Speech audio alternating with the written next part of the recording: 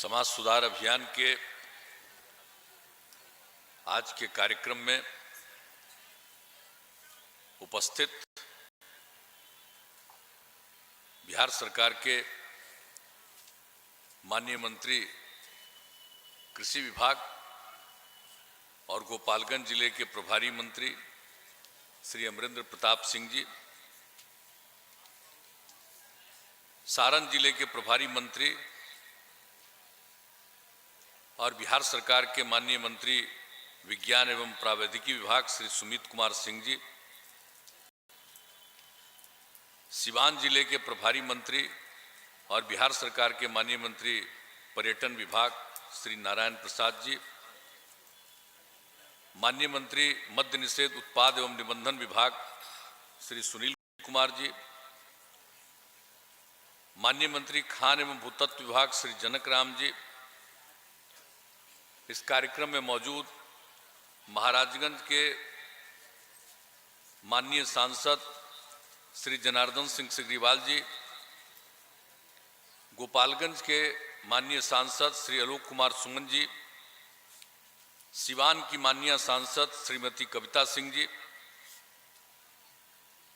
यहाँ उपस्थित तरैया के माननीय विधायक श्री जनक सिंह जी, कुचायकोट के माननीय विधायक श्री अमरेंद्र कुमार पांडे जी, अमनौर के माननीय विधायक श्री कृष्ण कुमार मंटू जी,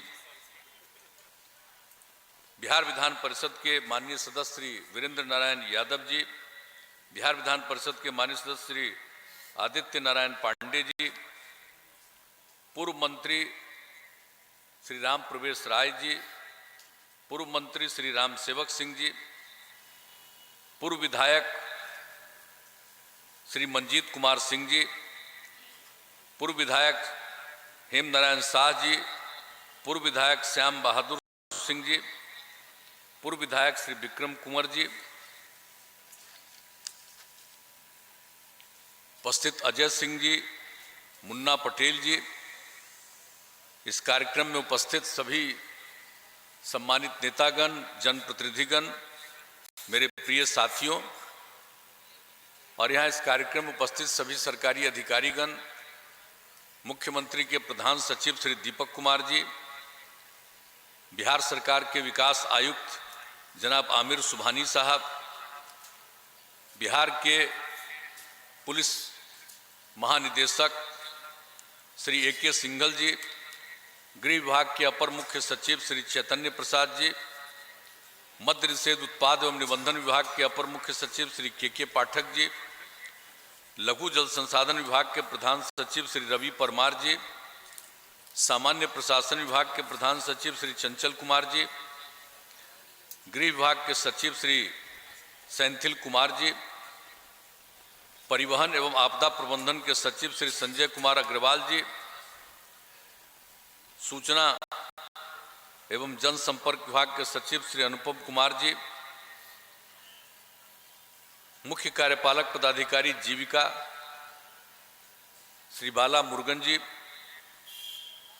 सारण के प्रमंडलीय आयुक्त श्रीमती पूनम जी, सारण के पुलिस उप महानिरीक्षक श्री रविंद्र कुमार जी, गोपालगंज के जिला पदाधिकारी श्री नवल किशोर चौधरी जी, सिवान के जिला पदाधिकारी श्री अमित कुमार पांडे जी, सारण के जिला पदाधिकारी श्री राजेश मीना जी, गोपालगंज के पुलिस अधीक्षक श्री आनंद कुमार जी, सारण के पुलिस अधीक्षक श्री संतोष कुमार जी, सिवान के पुलिस अधीक्षक श्री शैलेश कुमार सिन्हा जी, इस कार्यक्रम में अपना अनुभव साझा करने वाली श्रीमती रेणु देवी जी, श्री गुड्डी देवी जी, श्रीमती सुनीता देवी जी, श्रीमती राजमती देवी जी, श्रीमती मुन्नी देवी जी, श्रीमती इंद्रावती देवी जी और इस कार्यक्रम में उपस्थित सभी विशिष्ट अतिथिगण, जीविका की दीदियां, प्रिंट एवं इलेक्ट्रॉनिक मीडिया के पत्रकार मित्रों, छायाकार बंधुओं, बहनों एवं भाइयों, आज के इस कार्यक्रम में आपकी उपस्थिति के लिए मैं आपका हृदय से धन्यवाद देता हूं आपको। और सब लोगों ने अपनी बात रखी है। और जो जीविका दीदियों ने जो बातें रखी, 6 दीदियों ने अपने अनुभव को साझा किया, तो ये बड़ी खुशी की बात है। और आप जान रहे हैं कि हम जो समाज सुधार अभियान चला रहे हैं और इसकी हमने शुरुआत कराई है और इसके लिए काफी बैठकें की हमने, तो इसमें तो इन सारी चीजों को लेकर हम लोग चल रहे हैं, ताकि जो शराबबंदी किया गया उसके प्रति पूरे तौर पर जागृति लोगों के मन में रहना चाहिए, बाल विवाह से मुक्त रहना चाहिए, दहेज प्रथा से मुक्ति पानी चाहिए और समाज को में आपस में प्रेम का और भाईचारे का भाव रहे और सब लोग मिलकर समाज को आगे बढ़ावें, विकास का काम हो, आपस में प्रेम का भाईचारे का भाव हो। तो इन सब चीजों को ध्यान में रखते हुए ही हम लोगों ने विशेष तौर पर समाज सुधार अभियान की शुरुआत कराई है फिर से।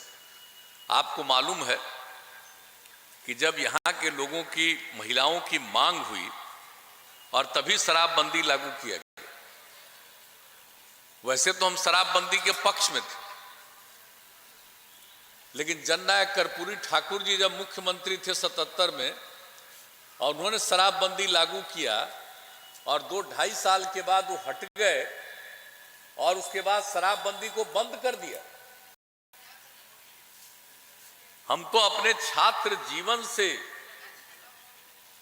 शराबबंदी के पक्ष में और शराब के बहुत खिलाफ रहे और इस बात को लेकर के मेरे मन में था कि जरूर हो, लेकिन हमने शराबबंदी के लिए लोगों को प्रेरित करने की कोशिश हम लोगों ने जरूर की कि शराब नहीं पीना चाहिए, ये सब बात, लेकिन शराबबंदी लागू नहीं कर पा रहे थे। हमारे मन में एक आशंका थी कि हम लागू कर पाएंगे कि नहीं कर पाएंगे, लेकिन 15 में एक कार्यक्रम में जो इसी तरह से आज सब बैठी हैं, जीविका समूह का कार्यक्रम पटना में था और उस कार्यक्रम में जब हम अपनी बात रख दिए कि महिलाओं के उत्थान के लिए और जितना काम किया जा रहा है, सब बात को रखने के बाद हम जब बैठने जा रहे थे तो उसी बीच में अनेक महिलाओं ने खड़ा होकर के कहा कि शराबबंदी लागू कीजिए। तो जब हम बैठ रहे थे तो हमारे मन में ये बात आई और मेरे साथ जो अन्य लोग बैठे हुए थे उनसे भी हमने पूछा, कहा कि नहीं तो कह रही है शराबबंदी लागू कीजिए। तो लौट करके हम आए और फिर हमने उस दिन इस बात को कह दिया कि देखिए, वो जुलाई महीना था 2015 का, 3 महीने के बाद चुनाव होने वाला था।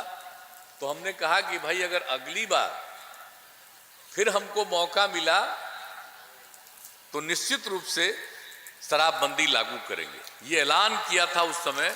और उसके बाद जब फिर सरकार बन गई, फिर अवसर मिल गया, तो अवसर मिल गया तब 20 तारीख के करीब नवंबर में शपथ हो के सरकार बन गई। तो 26 तारीख को, जो 11 तारीख से ही 26 तारीख से ही हम लोग जो अभियान चलाते थे, तो उसी दिन 26 नवंबर को ही 2015 में हम लोगों ने जो बातचीत की और उसी समय हुआ कि भाई हम लोगों की प्रतिबद्धता है, शराबबंदी लागू करेंगे, इसके लिए पूरे तौर पर जागरूकता लाई जाए और इसका पूरा का पूरा अभियान चलाया जाए। ये उसी समय से ये शुरू हुआ और आज मुझे खुशी है कि हमारे जो अधिकारी यहाँ पर आपको बोल रहे थे अभी सबसे पहले, जो के पाठक जी, जो अपर मुख्य सचिव मद्य निषेध उत्पाद एवं निबंधन विभाग हैं, अभी फिर से इनको जब चले गए थे बाहर, फिर जब आए हैं तो हमने कहा किसी को देखिए, इनको याद है 26 नवंबर को 2015 को जब काम शुरू करने की बात हम लोगों ने कही, उस समय यही थे इस विभाग में। और उस समय से जो इन लोगों ने काम इस तरह से अभियान चलाया इस तरह से अभियान चलाया कि हम लोग इसको लागू करने में कामयाब हो गए। जब हम लोगों ने इसको 1 अप्रैल से लागू कर दिया, और उस समय तो हम लोगों ने लागू किया था कि गांव हो या शहर हो, ग्रामीण इलाका, सब जगह देसी शराब पर बंदी और ग्रामीण इलाकों में विदेशी शराब पर भी बंदी। लेकिन जो शहरी इलाका था, खास करके जो नगर निगम और नगर निकाय वाला जो इलाका है, उन जगहों पर हम लोगों ने विदेशी शराब को इजाजत दिया। कहा कि गांव में तो बड़ा अभियान चला पिछले 3-4 महीनों से, शहरी इलाकों में अभियान नहीं चला। तो हम लोगों ने उस समय यही सोचा था कि भाई अभी शहरी इलाके में हम रहने देंगे विदेशी शराब और बाद में करें। और साहब, जब पूरे बिहार में 1 तारीख को लागू हुआ और शहरी इलाके में ही सिर्फ हमने विदेशी शराब को छोड़ दिया, और उसके बाद जब 1 तारीख से शुरू हुआ और जो शहरी इलाकों में महिला हो या पुरुष हो या बच्चे हो बच्चियां हो, इन लोगों ने खूब जुलूस निकाला। और 1 अप्रैल से जो शराब की दुकानें खुलने वाली थी, उन शराब की दुकानों पर बाहर खड़ा होकर के शराब की दुकान को नहीं खोलने दिया। ये बड़ी उस समय मुझको तो भीतर से खुशी हो रही थी कि हमको लगा कि शहरी क्षेत्र में हम लोगों ने अभी पूरा नहीं चलाया है अभियान, ग्रामीण क्षेत्रों में चला है। तो शहरी क्षेत्र की ये हालत देख करके हम लोगों को बहुत अच्छा लगा। और भिन्न शहरों में ये स्थिति रही। 1 तारीख, 2 तारीख, 3 तारीख, 4 तारीख को अप्रैल में ऐसा रहा। तो 4 तारीख को शाम में हमने बैठक बुलाई और उसी में तय किया कि अगले दिन कैबिनेट से करेंगे। 5 तारीख को कैबिनेट करके हमने शहरी इलाके में भी विदेशी शराब को बंद कर दिया। इस तरह से पूर्ण रूप से शराब बंदी 5 तारीख से ही लागू हो गया। तो आप सोच लीजिए कि जिस तरह से काम शुरू किया गया, 2015 में आप लोगों की मांग हुई और उस पर अभियान चला करके, और जब हम लोगों ने 2016 में 1 अप्रैल से लेकर के 5 अप्रैल तक पूरे बिहार में इसको लागू कर दिया, और जो माहौल बना और जिस तरह से इसको लेकर के खुशी हुई, और उसी के बाद फिर हम 16 में ही अप्रैल मई में भी हम निकले। और जिस तरह से अभी एक अभियान की बात है, उसी तरह से 9 जगहों पर हर कमिश्नरी में 1-1 मीटिंग उसी तरह से महिलाओं का किया। और सब लोगों की बात हम सुनते रहे और लोगों को कहते रहे कि जब शुरू हुआ है तो हर हालत में इसके लिए कायम रहिएगा। और उस समय क्या खुशी हुई थी, एक चीज तो हम कभी भूल ही नहीं सकते हैं। एक उसी में आप लोगों के बीच की महिला बोली, जीविका समूह की, कि देखिए मेरे पति शराब पीते थे और शाम में जब घर लौट कर आते थे तो झगड़ा करते थे, देखने में बहुत खराब लगते थे। घर में हम लोग और जो बच्चियां थी, बच्चे थे, सबको तकलीफ होती थी। लेकिन जब शराब बंदी लागू हुआ तो उन्होंने शराब पीना बंद किया। और अब जब शाम में घर आते हैं तो आते हैं और बहुत अच्छे ढंग से सब्जी खरीद करके लाते हैं, और उसके बाद आते हैं तो वो मुस्कुराते हैं और अब देखने में अच्छे लगते हैं। जब ये बात महिलाओं ने बताई तो कैसी बात है, ये भूलने वाली बात है। जो शराब पीता था और शराब बंदी हुआ और उसमें कितनी खुशी आई। और बहुत लोग तो बोलते रहते थे कि भाई बहुत लोग जो शराब पीते हैं और उसकी तबीयत ऐसी खराब रहती थी, अब उसके लिए जरूरी है कि शराब पीता रहे। तो हमने कहा कि शराब पीने से किसी की तबीयत ठीक नहीं होती है। अब बिहार में हम लोगों ने लागू किया कि किसी भी कीमत पर नहीं, और बाहर इसके लिए पूरा का पूरा कई जगहों पर इंतजाम कराया कि सब भर्ती होंगे और एक-एक चीजों को ट्रेनिंग दिया जाएगा कि भाई किसी भी तरह से आपको शराब पीने से आपको कोई खुशी नहीं होगी। और इस तरह से एक एक काम किया गया। तो आप जानते हैं, लेकिन आप तो जानते हैं कि जब कोई भी काम करिए लोगों में कितना अच्छा हुआ। हमने बच्चे बच्चियों को कहा था कि अपने अपने परिवार में लिखवाइए, अगर कोई शराब वराब पीते रहते थे तो सब लिखवा करके कि कोई शराब नहीं पिएंगे। करोड़ लोग से भी ज्यादा लोगों ने लिख करके दे दिया कि हम लोग कभी शराब नहीं पिएंगे। तो एक एक तरह का चीज किया गया। तो कैसी स्थिति आई, लोगों में कितनी अच्छी भावनाएं पैदा हुई।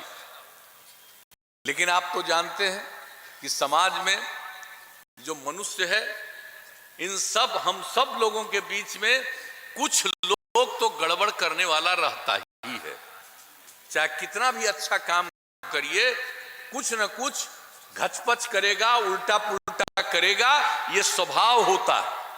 आप जरा देख लीजिए, किसी भी धर्म को मानने वाले हों, अपने धर्म के बारे में देखिएगा कि जितने लोग भगवान आए, अल्लाह आए, सब आए, उस समय भी किस तरह से गड़बड़ करने वाले लोगों ने क्या क्या बदमाशी किया था। तो गड़बड़ करने वाले लोग तो कुछ होते ही हैं, लेकिन हमेशा उन लोगों को भी कोशिश करनी चाहिए समझाने का। तो ये हम आज आप लोगों से यही कहेंगे, हम पहले भी कहते हैं कि पूरे तौर पर ये अभियान चलाने का मकसद क्या है, ये लोगों के बीच में कहना, लोगों के बीच में पूरी बात कहना।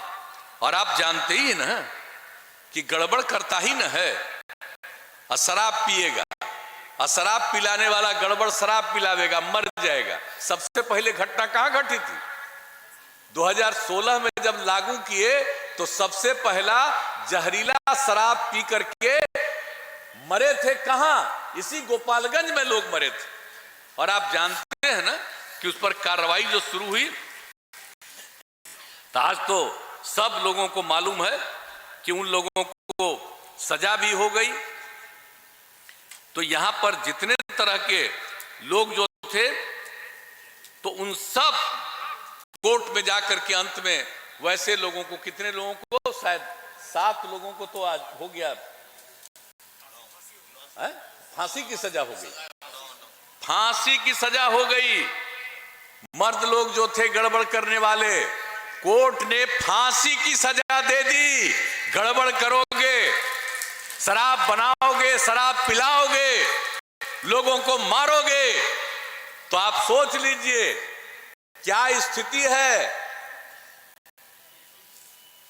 तो ऐसी सजा मिल गई। और जो उसमें कुछ महिलाएं शामिल हो गई थी, तो उन लोगों को तो खैर आजीवन कारावास की सजा हो गई। ये कोर्ट का फैसला हो गया। तब आप सोच लीजिए, तो जहां पर गड़बड़ करने वाले कुछ लोग थे, जो कुछ भी किया इधर उधर, और जो यहां पर जिस तरह से तेजी से कार्रवाई हुई, और उसका नतीजा आप देख रहे हैं ना। लेकिन कुछ तो गड़बड़ करने वाला होता ही न है।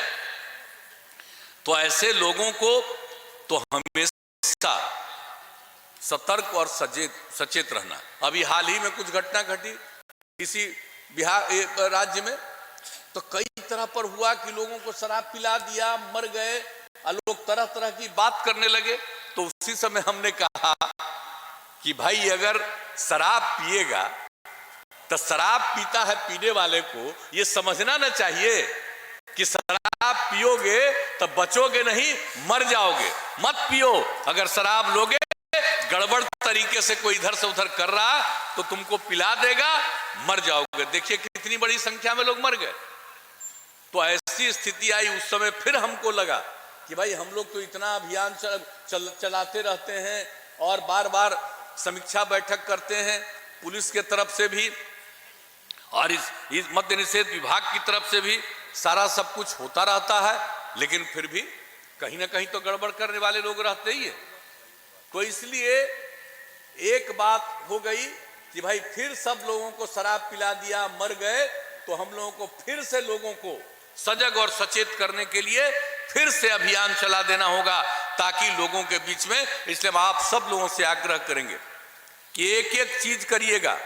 कुछ तो गड़बड़ करने वाला लोग है, तो अगर कोई गड़बड़ करने की कोशिश करे तो भाई आप बहनें बैठी हुई हैं, जीविका दीदियां, हम कहेंगे कि जरूर निरंतर और आपके उत्थान के लिए जो काम हुआ और जीविका दीदियों ने ही जो बातें कही है और किस तरह से आगे बढ़ रहे हैं, समाज को आगे बढ़ रहे हैं, न सिर्फ परिवार को बल्कि पूरे समाज को आप आगे बढ़वा रहे हैं।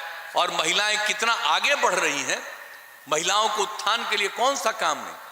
जीविका दीदियां हमने शुरू किया, स्वयं सहायता समूह तो बिहार में बहुत कम था, लेकिन जब काम करने का मौका बिहार के लोगों ने दिया, हमने उसी समय जाकर के देखा कि आखिरकार स्वयं सहायता समूह का काम बहुत कम है, लेकिन फिर भी हम कुछ जगह पर गए, मुजफ्फरपुर हम गए और वहां पर जाकर के हमने देखा कि भाई खूब अच्छा काम नहीं चल रहा, फिर भी महिलाओं में कितनी जागृति है। और हम लोगों ने सोचा इसको हम और आगे बढ़ाएंगे। अब विदेश से कर्ज लेकर के, वर्ल्ड बैंक से लोन लेकर के हमने इस काम को और आगे बढ़वाया और ये तय कर दिया कि हर गांव तक हम बढ़ाएंगे। और जो इस काम को किया और उसके बाद हमने इसका नामकरण किया जीविका समूह। जीविका समूह नाम दिया और कितना अच्छा काम हुआ।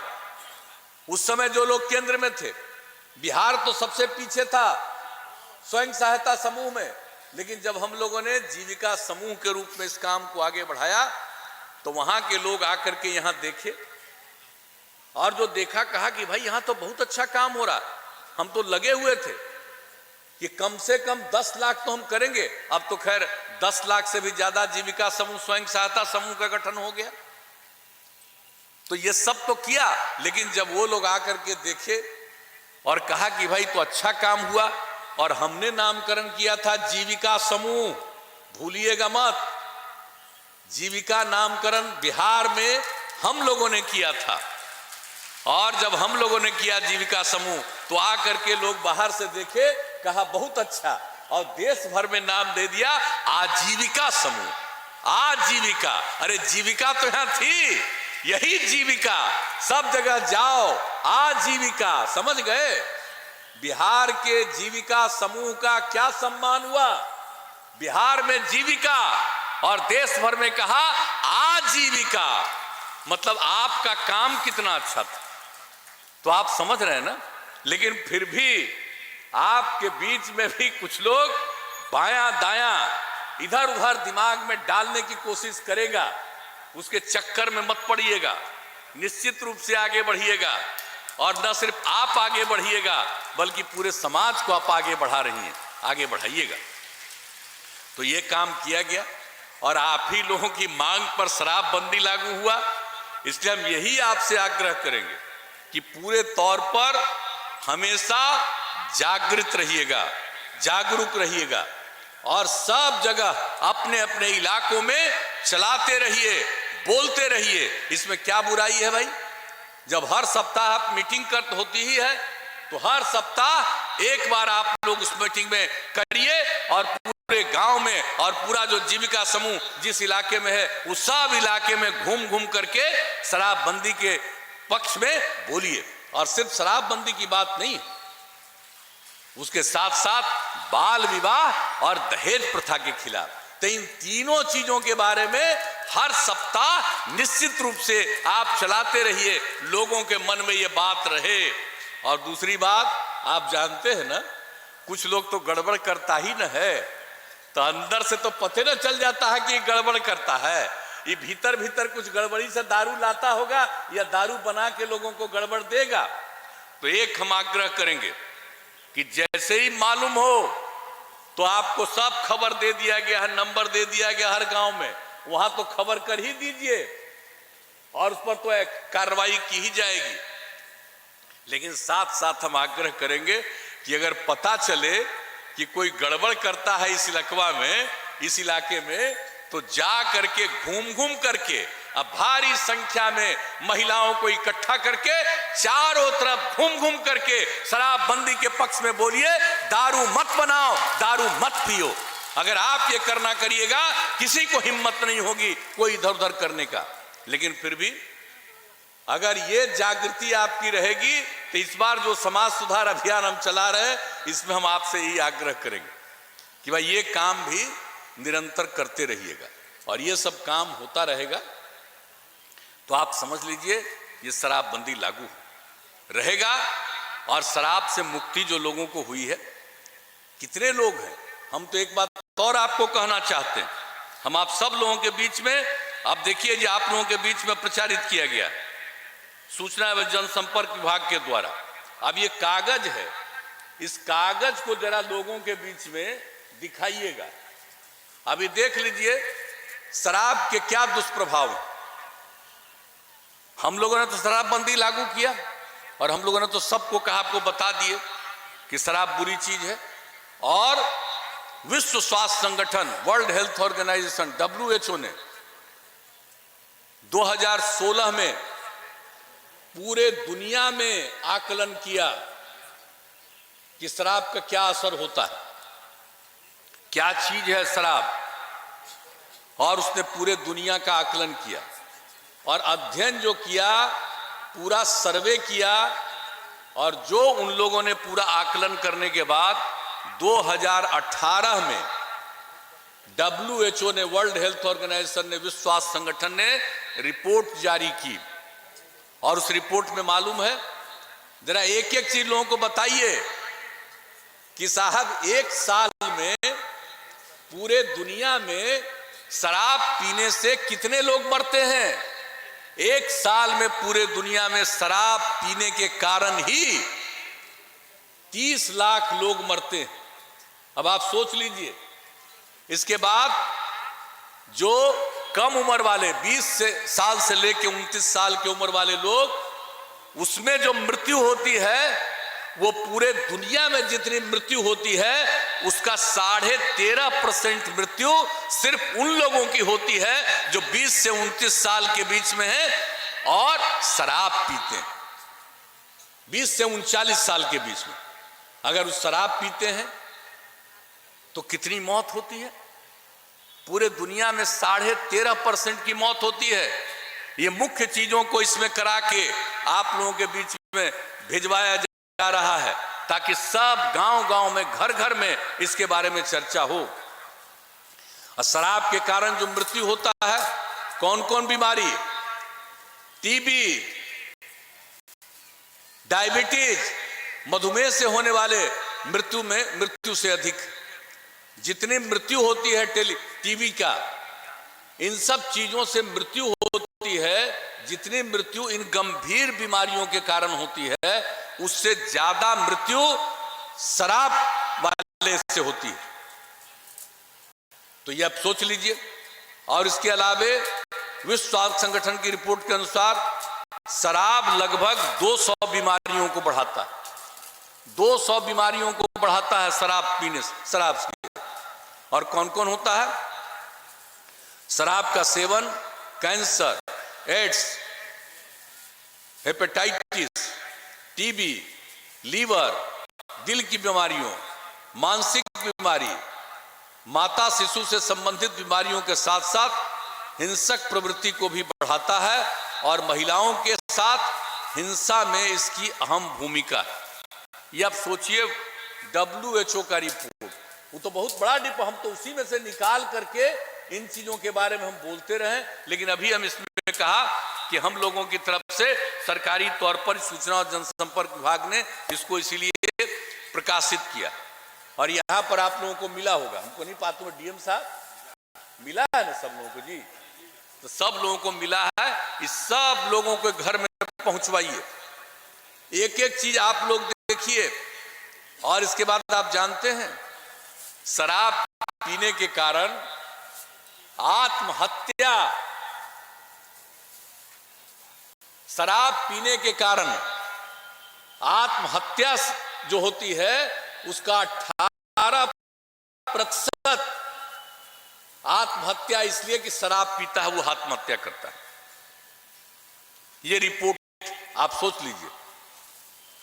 आपसी झगड़े का, झगड़ा तो कोई कर सकता है आपस में, लेकिन आपसी झगड़े का सबसे बड़ा प्रतिशत 18% दारू पीने के कारण लोग करते हैं। ये दुनिया की रिपोर्ट है। और सड़क दुर्घटना, गाड़ी लोग चलाते हैं और दारू पीते रहते, तो दारू पिएंगे तो गाड़ी का तो एक्सीडेंट होना ही है। तो जो गाड़ी का एक्सीडेंट होता है, आप समझ लीजिए, सड़क दुर्घटना में, सड़क की दुर्घटना होती है, उस सड़क की दुर्घटना में जितनी दुर्घटना होती है 27% दुर्घटना दारू पी के गाड़ी चला रहे हैं उसी के कारण दुर्घटना होती है। ये दुनिया भर के बारे में रिपोर्ट। और मिर्गी के 13% मामले शराब के सेवन के कारण होते हैं। तब आप समझ लीजिए कि गंभीर बीमारी लीवर सिरोसिस के कुल मामलों का 48%, माउथ कैंसर के कुल मामलों का 26%, पैंक्रियाज की गंभीर बीमारी के 26%, टीबी का 20%, बड़ी आंत के कैंसर का 11%, यह सब होता है शराब पीने के कारण। यह है दुनिया भर का। अब आप समझ लीजिए, बहुत लोग तो मेरे खिलाफ रहते हैं। हम जो शराबबंदी लागू किए तो बहुत लोग खिलाफ रहता है। बहुत लोग कभी कभी बयान देता है कि अरे भाई, बाहर से कोई आदमी आता है उसको पीने का इजाजत दे दीजिए।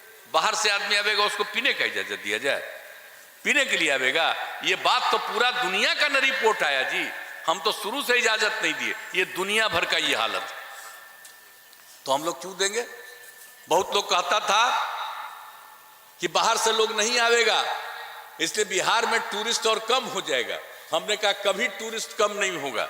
और जब से शराबबंदी लागू किए तभी तो 2 साल से, खैर कोरोना का दौर है, उसमें उस तरह से टूरिज्म नहीं होता है, लेकिन 19 तक आप समझ लीजिए कि हम लोगों के यहाँ बाहर से आने वाले यात्रियों की संख्या, टूरिस्ट की संख्या पहले से और बढ़ती गई शराबबंदी लागू होने से। और 2 करोड़ से भी ज्यादा लोग एक साल में बाहर से लोग पर्यटक आने लगे। तो इसलिए कई तरह की बात करेगा।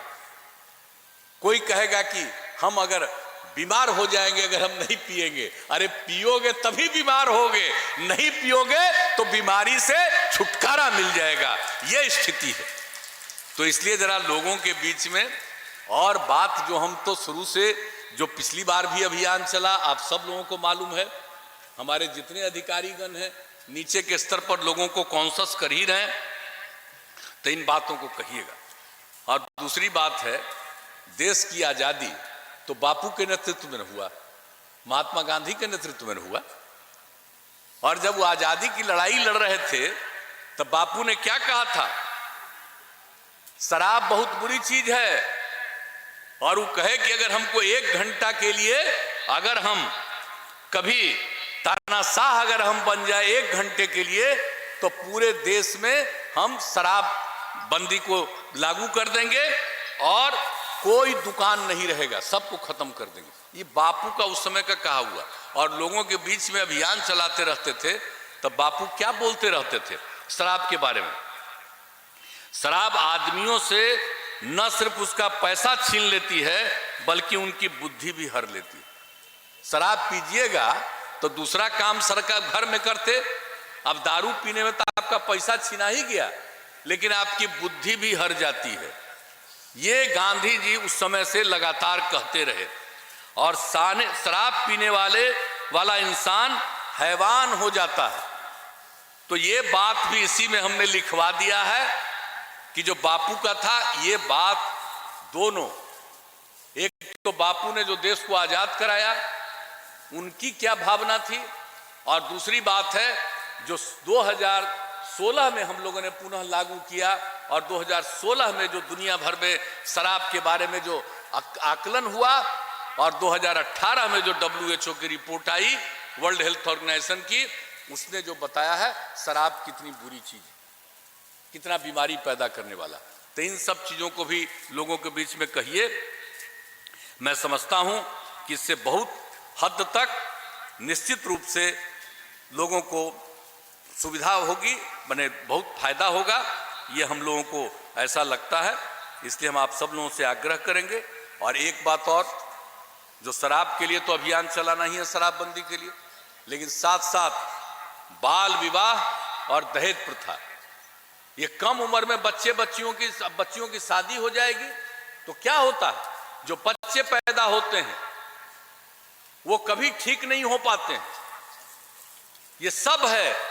तो इन सब चीजों के बारे में भी लोगों को निश्चित रूप से आप बताइए।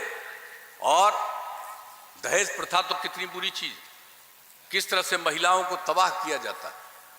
हम तो पहले कहते ही रहे हैं, लेकिन हम तो यही कहेंगे भाई, और हमने तो इस बार कह दिया कि अभी कोरोना का तीसरा दौर तो फिर कोई संभावना है आ जाए, तो फिर पुलिस के इजाजत से होगा, और वहां पर पुलिस में देना पड़ता है लोगों को। तो हमने कह दिया है कि अगर कोई शादी करता है और उसको पुलिस को खबर करना है, अभी यही नियम है। अभी तो कोई नहीं जानता है कोरोना कब खत्म होने वाला है। आपको मालूम है ना कि दुनिया के विकसित देशों में ही फिर कितना बड़े पैमाने पर चल रहा है, और अपने देश में भी तीसरा दर पर फिर से बढ़ने लगा है, शुरू हो गया है। अभी बिहार में नहीं आया, लेकिन हम लोग लगातार कोरोना को लेकर के सजगता रखे हुए हैं और सब लोगों को प्रेरित करते हैं कि इससे लोग सचेत रहिए, सजग रहिए, और ये सब काम किया जा रहा। लेकिन इसके साथ साथ जब शादी विवाह के लिए होता है तो उनको खबर करना रहता है 3 दिन पहले।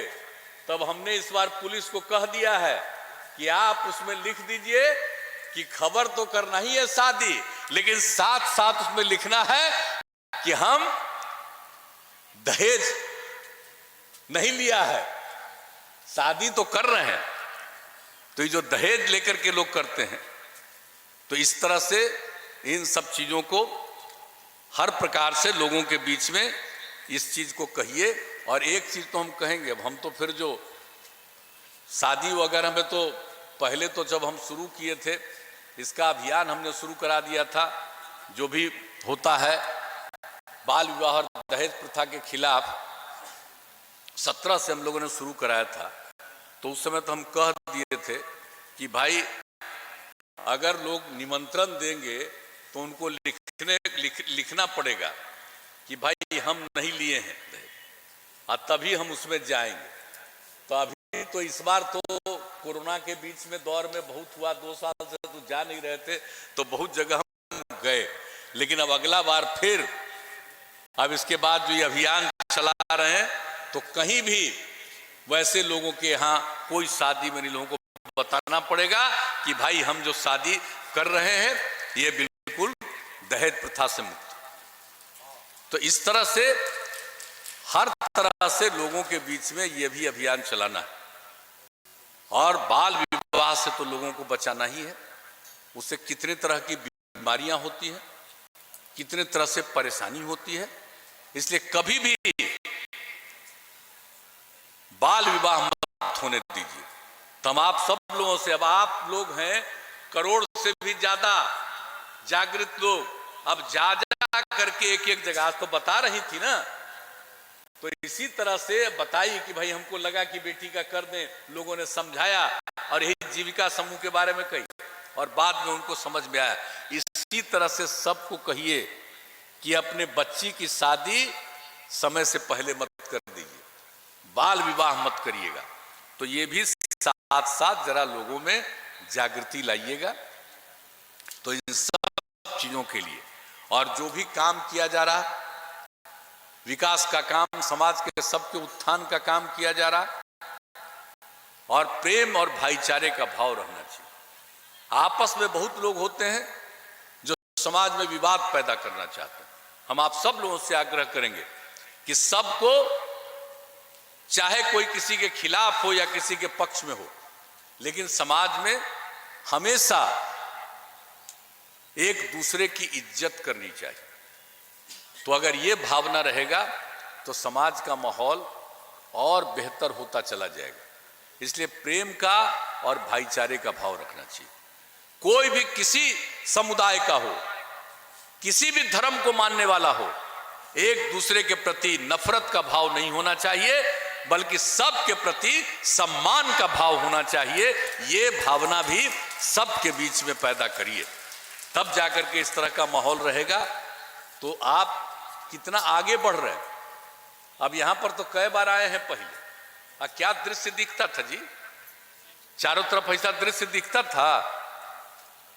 जब पहले भी हम लोग जाते थे तब बच्चियों को देखते थे, किसी को देखते थे, स्कूल क्यों नहीं भेजते थे लोग अपने बेटियों को? लोगों को लगता था कि 5वां के बाद तो लड़की जाएगी तो उसको कपड़ा चाहिए, हम कपड़ा दे नहीं सकते हैं, इसलिए बेटी को नहीं पढ़ाते थे। तो जब हम लोगों ने 2007 से पोशाक योजना की शुरुआत कराई, आप सुनिए कितनी बड़ी संख्या में लड़कियां गई। और आगे पढ़ाने के लिए हमने जो साइकिल योजना की शुरुआत करा दी, और जो साइकिल चला करके लड़कियां चलने लगी। कुछ लोग तो हमको कहता न था कि लड़की को आप साइकिल दे रहे हैं, बहुत फालतू काम कर रहे हैं। तो हमने कहा क्या फालतू काम कर रहे हैं? तो कहा साइकिल लेके घूमेगी, उसको लोग तंग करेगा। तो हमने हंसते हुए कहा था कोई लड़की साइकिल चलाएगी उसको तंग नहीं करेगा, हर परिवार के लड़की को साइकिल दे रहे हैं, सब एक दूसरे का सम्मान करेगा। कहीं कोई घटना घटी? और जब लड़की साइकिल चलाने लगी तो कितना उसमें आत्मविश्वास का भाव आया। और जो नई बच्चियां हुई, जान ले कि ये 8 से लागू किए हैं, आज हो गया 13 साल, आप समझ लीजिए। तो इस बात को जानना चाहिए कि किस तरह से हमने लोगों को आगे बढ़ाने के लिए सब काम किया। बाद में लड़का लोग भी डिमांड किया तो 11 के बाद हम उसको भी दे दिए। तो आज अब कितनी संख्या में लड़की स्कूल पढ़ रही है? आप जानते हैं पिछले साल हाई स्कूल की जो हाई स्कूल कह रहे हैं, इसका मैट्रिक की परीक्षा हुई, तो उसमें आप जान लीजिए कि लड़की लड़का से 200-300 ज्यादा थी पूरे बिहार में कुल मिलाकर के। आप सोचिए लड़की कितना आगे बढ़ गई। तो अब तो जागृति तो आ रही है। अब पहले किसी को पहनने का कपड़ा नहीं, आज जरा देख लीजिए सब जगह जाकर के, अब कोई लड़का लड़की को, बच्चे बच्चियों को देखने में भी लगता है। मुझे तो इसी सबको देख करके खुशी होती है। अरे आप लोगों ने 3 दिन से मौका किया, हम तो रात दिन सेवा ही करते रहते हैं, क्योंकि सेवा करना ही हमारा धर्म, आपकी सेवा करना। इसलिए हम आपके बीच में इस अभियान के लिए आए ही हैं कि भाई सिर्फ मेरा काम नहीं है कि हम यात्रा करके आपके बीच में ही कहें। हम आपसे यही आग्रह करेंगे कि अब ये अभियान आप लोग मिलजुल करके निरंतर चलाते रहिएगा। और कितना बढ़िया बढ़िया गाना गाया भाई। तो जो गाना गा के हम लोगों को सुनाए, ये गांव गांव में बैठ के ही गाना गाइए और सुनाइए, और नई पीढ़ी के लोगों को बहुत प्रेरणा मिलेगी कि कितना बढ़िया चीज है। और हर स्कूल में हम लोग कर रहे हैं एक एक चीज को। बापू के बारे में एक एक बात जानो, एक एक चीज के बारे में हम लोग कराते रहते हैं कि लोग जाने कि किस तरह से लोगों को काम करना चाहिए, एक दूसरे को सम्मान करना चाहिए, एक दूसरे के प्रति प्रेम का भाव, नफरत का भाव नहीं रखना चाहिए। इस तरह से करते चलिएगा तो विकास का काम तो हम लोग कर ही रहे हैं, लेकिन सिर्फ विकास के काम का मतलब नहीं है। अगर समाज सुधार नहीं है तो विकास का कोई मतलब नहीं है। इसलिए विकास के साथ साथ समाज सुधार भी जरूरी है। तो उसी के लिए ये अभियान चला है। आप लोग इसमें पूरे तौर पर भाग लीजिए। न कोई दारू पिए, न कोई बच्चियों को शादी कर दे और बाल विवाह कर दे, और न कोई शादी करने के लिए पैसा ले। ये बहुत गलत चीज है। तो इसलिए हर तरह से शराबबंदी के लिए जो है उसको चल करते रहना है। बाल विवाह के लिए, बाल विवाह के खिलाफ और दहेज प्रथा के खिलाफ, शराबबंदी के लिए, बाल विवाह के खिलाफ और दहेज प्रथा के खिलाफ ये अभियान, और आपस में प्रेम और भाईचारे का भाव रहे, इसके लिए आप करते रहिएगा तो निश्चित रूप से समाज बहुत आगे जाएगा। यही हमको पूरा भरोसा है। तो आप लोगों से तो हम उम्मीद करते हैं, तब भाई ये अभियान चलाते रहिएगा ना। और दारू वाला कोई गड़बड़ करे इधर उधर तो उसके खिलाफ पूरा का पूरा घेर घेर करके नारा लगा लगा करके करिएगा कि नहीं। आज जितने हमारे सब डीजीपी से लेकर सारे लोग बैठे हुए, सब लोगों को कह दिया कि अगर कोई पुलिस वाला और अधिकारी वाला इधर उधर करेगा, गड़बड़ करेगा, तो उसको तो कर ही देंगे हम लोग, निकाल बाहर कर ही देंगे। और कोई गड़बड़ करेगा वो भी अंदर जाएगा, जेल जाएगा, सजा पाएगा। लेकिन जरा जागरूक रखिएगा। और अगर कहीं से कोई शिकायत आती है तो उस पर तुरंत तेजी से देखिएगा। इन दिनों लोग एक एक चीज को देख रहे हैं, उसकी रिपोर्ट आती है, हम लोग देख रहे हैं कि सारा काम होता है। तो आप लोगों से ही आग्रह है कि निरंतर करते रहिएगा, अभियान चलाते रहिएगा। इधर उधर कोई गड़बड़ करे और गांव में अगर कोई दहेज से है प्रभावित तो उसमें निश्चित रूप से आप लोग भी कह दीजिएगा कि तुम अगर इस तरह से करोगे तो हम लोग तो साथ नहीं देंगे। तो अगर ये सब अभियान करते रहिएगा तो काहे का कोई करेगा गड़बड़। तो बाल विवाह और दहेज प्रथा भी सफल होगा, शराबबंदी भी सफल होगा। तो आप लोग कीजिएगा ना, जरा हाथ उठा के बताइए। चलिए, दोनों हाथ उठा दिए, इसके लिए मैं आप सब लोगों को धन्यवाद देता हूं, बधाई देता हूं। और जो लोग आए हैं, सब लोगों का आना तो संभव नहीं है, अभी कोरोना का दौर है, तो आए हैं सीमित दौर में। अब हम आपसे यही आग्रह करेंगे कि अपने अपने जगहों पर जाकर के एक राउंड तो आप लोग और बात करके और सब लोगों का ही संकल्प करवा करके सब जगह इस अभियान को चलाइएगा। और आपने जो आज वचन दे दिया, हाथ उठा करके संकल्प प्रकट कर दिया, इसके लिए मैं आपको हृदय से धन्यवाद देता हूं। आप सब लोगों को मैं बधाई देता हूं और आप सब लोग इस कार्यक्रम में शामिल हुए, इसके लिए मैं आप सबका अभिनंदन करता हूं और अपनी बात को समाप्त करता हूं। कृपा के लिए बहुत बहुत आभार माननीय मुख्यमंत्री जी, कोटिशः आभार प्रकट करते हैं। एक बार जोरदार तालियों से हम सब माननीय मुख्यमंत्री जी को धन्यवाद दें। और अब माननीय मुख्यमंत्री जी को स्मृति चिन्ह भेंट कर उनका सम्मान हम करना चाहेंगे। और इसके लिए सतत जीविकोपार्जन की लाभार्थी जिन्होंने अपने हाथों से दौड़ी बनाया है, डलिया बनाया है, रेणु देवी जी सारण से हैं। आप आएँ और माननीय मुख्यमंत्री जी का सम्मान करें। साथ में मुख्य कार्यपालक पदाधिकारी श्री बाला मुरगन डी सर और देवकुली देवी